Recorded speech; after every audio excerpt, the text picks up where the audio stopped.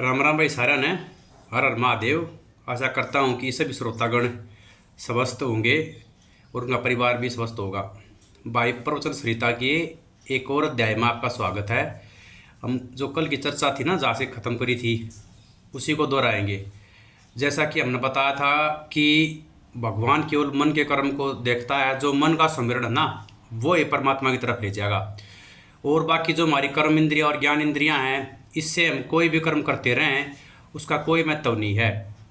और मन, कल बताया था कि मनुष्य का सबसे बड़ा शत्रु है। तो ये सच्चाई है कि मन सबसे बड़ा शत्रु है।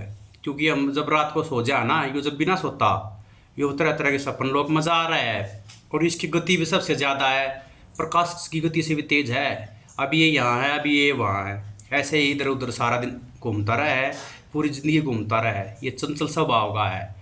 और ये हमारी बुद्धि भी पर्दा घेरते हैं। बार बार मन अपनी बात न है ना, बार बार उठाऊगा। एक बार बुद्धि कहेगी कि वो गलत है, लेकिन मन ऊपर बात ना आने देता। वो हमने इस संसार रूपी माया में फंसाए रहे है। यो मन ये को ना कि जैसे कि हम और आप है सामान्य मनुष्य हैं, तक उनका काबू मनाता। यो मन बड़े बड़े ऋषि मुनि हैं, तपस्वी है, परमहंस और सिद्ध पुरुष हुए हैं। ये मन उनका भी काबू बनाता। तो मैन खेल यो मन का ही है। और तो उदाहरण के लिए मैं आपको बताता हूँ रामकृष्ण परमहंस जी का एक उदाहरण।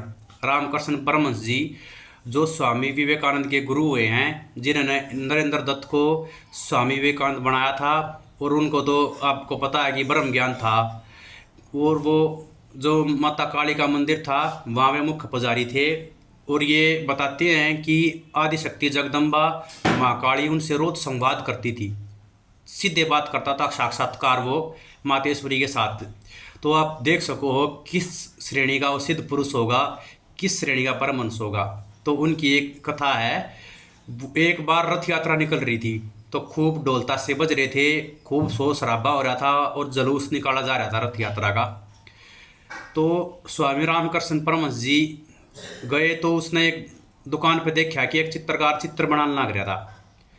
तो तब तक वो रथ यात्रा गुजर चुकी थी। तो स्वामी जी ने उनसे पूछा कि भाई ये रथ यात्रा है जो वो यहाँ से निकली है। तो उसने कहा कि स्वामी जी मैंने तो नहीं देखी, मेरे को तो नहीं पता। तो बराबर वाला दुकानदार बोला कि आप क्यों बाबा जी को झूठ बोल रहे हो, अभी थोड़ी देर पहले तो यहाँ से निकली है, तू बता क्यों नहीं रहा कि अभी निकली यहाँ से। तो परमहंस जी ने ध्यान में बैठ कर देखा, उसके अंदर की मन की बात तक को जानते थे, इतने सिद्ध पुरुष थे कि इसको वास्तव में यह चीज़ पता है या नहीं पता है। तो उन्होंने देखा कि इसका चित्र बनाने में इतना मन लगा हुआ था, इतना ध्यान लगा हुआ था कि इसकी जो बिल्कुल जो ये द्वार है, इसके सामने से जो रथ यात्रा इतने शोर शराबे के साथ गुजरी, वो भी इसने नहीं सुनी।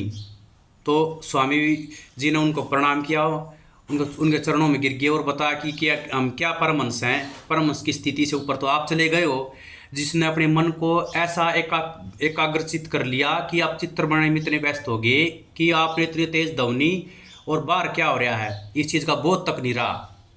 तो आप ही श्रेष्ठ सिद्ध हो, मेरे से बड़े हो।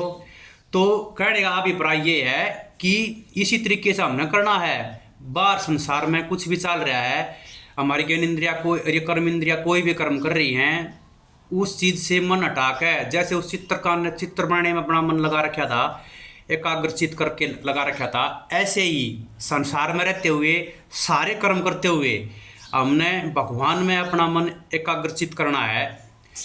या चीज़ हम कर पाओगे, हम जब इस चीज़ ने लगा पाओगे, तो इसका मतलब ये ना कि हम जब उस टाइम पे भगवान न जान जाएंगे, नहीं, उस टाइम पर हमारा अंतकरण शुद्ध हो जाएगा, हम अपने आप न जान पाओगे। ये तो आपने बात भी झूठी लगती होगी कि हम जीवात्मा हैं और परमात्मा का स्वरूप है। यह चीज़ तभी संभव हो पाओगी जब आप स्वयं से साक्षात्कार करोगे, आप स्वयं को जानोगे। तो जैसे उस चित्रकार ने अपना मन एकाग्रचित करके एक कर दिया था ना, बिल्कुल चित्र बनाने में इतना ध्यान लगा दिया था, ऐसे यही है साधना का और भक्ति का असली तरीका।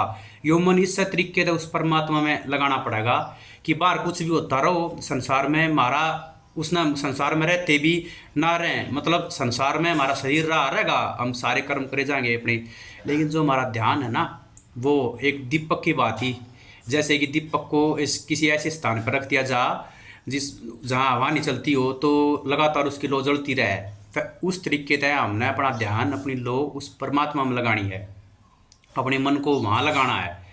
तो यो ही मैं मतलब जो मुख्य है साधन है परमात्मा को जानने का, वो यो ही है, इससे अलग कोई साधन नहीं है। पहले हम बता चुके हैं, आप कर्म ज्ञान इंद्रियों कर्म इंद्रियों को भी परमात्मा का कर्म करते रहे, इसका नहीं मना नहीं कर रहे हम, करते रहो, क्योंकि उससे मन की स्थिति बनेगी आपकी। लेकिन अगर आपका मन नहीं लगा है तो आप रोज़ मंदिर जाओ, आप रोज़ आरती गाओ, आप रोज़ सत्संग सुनो, उसका कोई फ़ायदा नहीं होगा जब तक आपका मन भगवान के साथ एकाग्रचित नहीं हो लेगा, मन नहीं लग लेगा। तो भाई वीडियो अब ज़्यादा लंबी हो जाएगी, आज की वीडियो में इतना ही। आगे इसी चर्चा को हम जारी रखेंगे, एक एक चीज़ बताओगे कि मन को काबू करने का क्या तरीका है और मन को कैसे परमात्मा में एकाग्रचित कर सकते हैं। वीडियो अच्छी लगी हो तो इसको लाइक करें और शेयर करें और चैनल को सब्सक्राइब करें और अपने मित्रों के साथ भी इसको शेयर करें, ताकि उनकी भी आध्यात्मिक उन्नति हो। जैसे शारीरिक उन्नति ना और हम ज़रूरी है, वैसे ही मनुष्य का जो मेन उद्देश्य है वो आध्यात्मिक उन्नति भी ज़रूरी है भाई। राम राम भाई सारा ने सब स्वस्थ रहो, महादेव की कृपा बनी रहे। हर हर महादेव।